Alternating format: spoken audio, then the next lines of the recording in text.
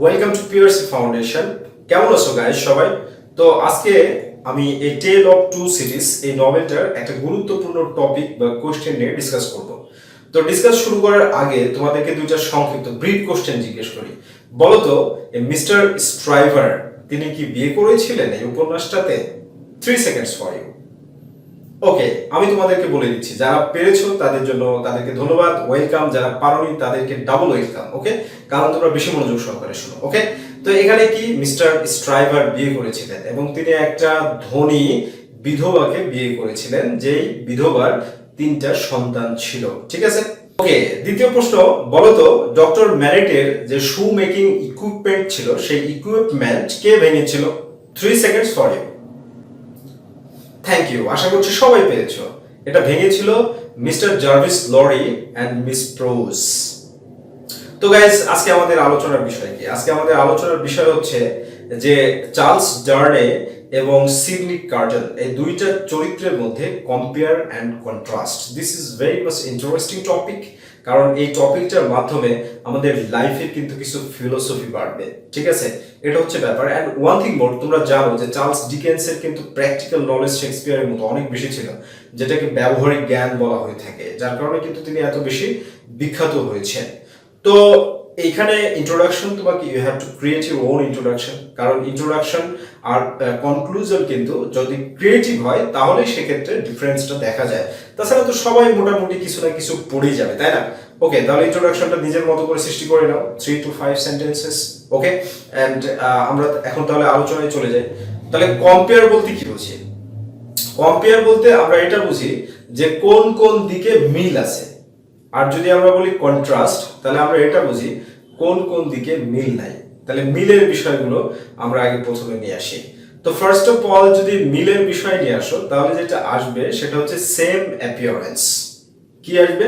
Almost same না, same appearance আসবে, কারণ চার্লস ডিকেন্স ডুয়েলস যে থিমটা দেখিয়েছে, ডুয়ালিটি, এই ডুয়ালিটি থিমটা কিন্তু এই চার্লস ডার্নে এবং সিডনি কার্টন এই দুইটা চরিত্রের মাধ্যমে দেখিয়েছে। তারা দুইজন দেখতে একই রকম, তাহলে অ্যাপিয়ারেন্সের দিক থেকে তারা সিমিলার।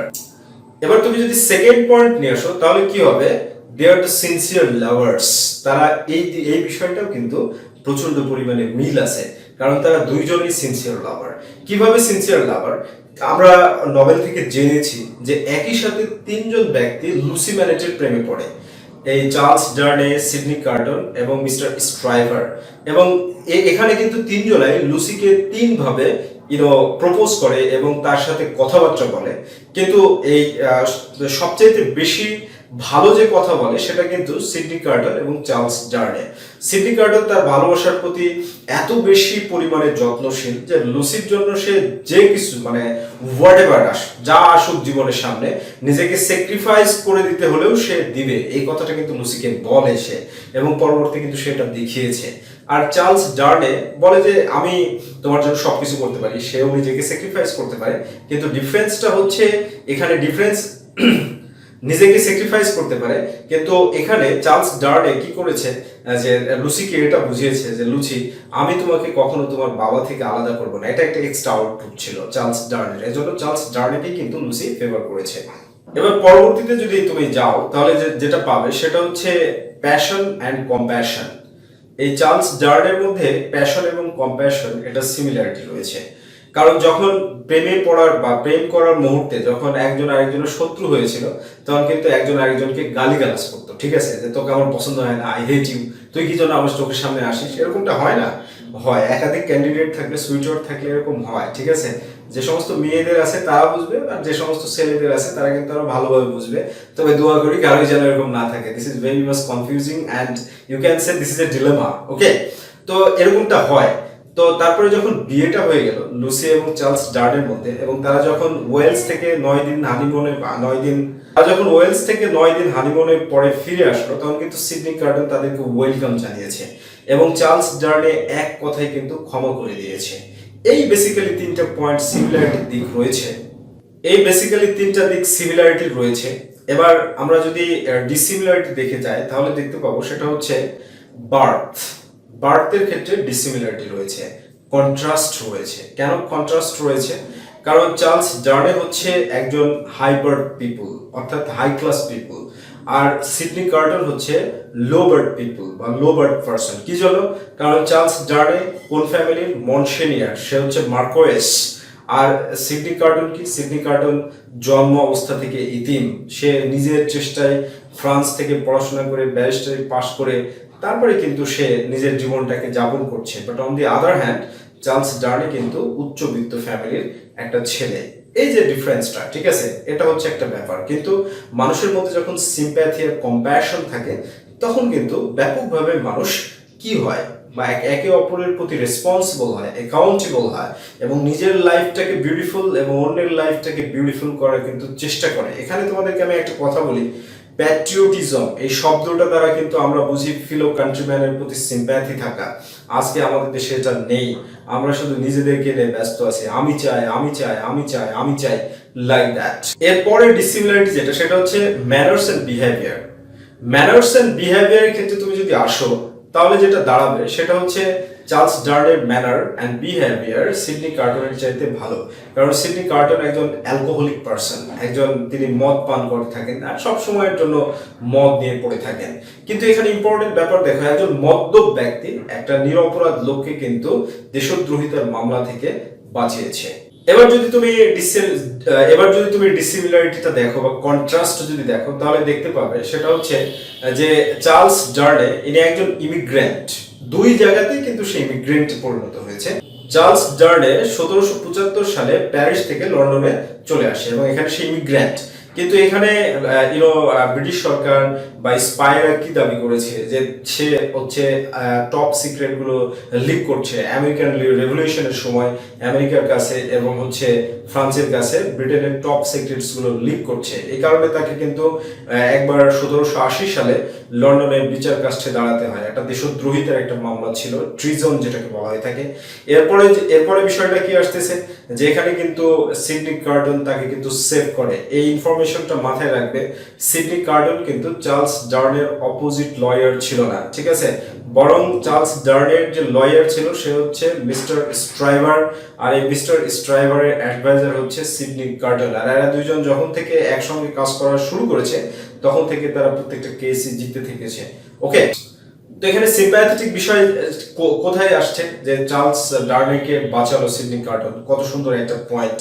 তাহলে এই দিক থেকে আমরা কি বলবো যে ম্যানার এবং বিহেভিয়ার এটা থেকে কি চার্লস ডার্নে উপরে না সিডনি কার্টন উপরে? ঠিক আছে, এই দিকটা থেকে প্রফেশনালিজমের দিক থেকে তো ভালো, ঠিক আছে, মানলাম, কিন্তু ও তো অ্যালকোহলিক একজন পার্সন, ঠিক আছে না, তাহলে তো ম্যানারটাকে তোমার তো আলাদাভাবে একটু দেখতেই হবে। এরপরে যে কন্ট্রাস্টটা, চার্লস ডার্নেকে কিন্তু এই উপন্যাসে সিম্বল অফ সেলফলেস লাভ এটা দেখানো হয়নি, কিন্তু সিডনি কার্টনকে সিম্বল অফ সেলফলেস লাভ এটা কিন্তু দেখানো হয়েছে। কিভাবে? চার্লস ডার্নে যখন প্যারিসে গেল, তাকে যখন প্রথমবার গ্রেপ্তার করা হলো, তার শ্বশুর ডক্টর ম্যানেট তার প্রভাবের মাধ্যমে 1 বছর 3 মাস পরে যুক্তি দেখিয়ে যে আমিও বাস্তিলে দীর্ঘদিন বন্ধ ছিলাম, আমাকে বিনা অপরাধে বিনা বিচারে কোনো রকম কারণ না দেখিয়ে বন্ধ করে রাখা হয়েছিল, আর আবার আজকে যদি তোমরাও আমার জামাইয়ের উপর এরকম অন্যায় অত্যাচার করো তাহলে তো এটা হবে না, এই বলে তাকে যখন প্রথমবার মুক্ত করে নিয়ে আসলো, দ্বিতীয়বার কিছু সময় পরেই কিন্তু চার্লস ডার্নেকে আবার গ্রেফতার করে নেওয়া হয়। আর চার্লস ডার্নে এখানে ভিকটিম, চার্লস ডার্নেকে কি হিসাবে দেখানো হয়েছে?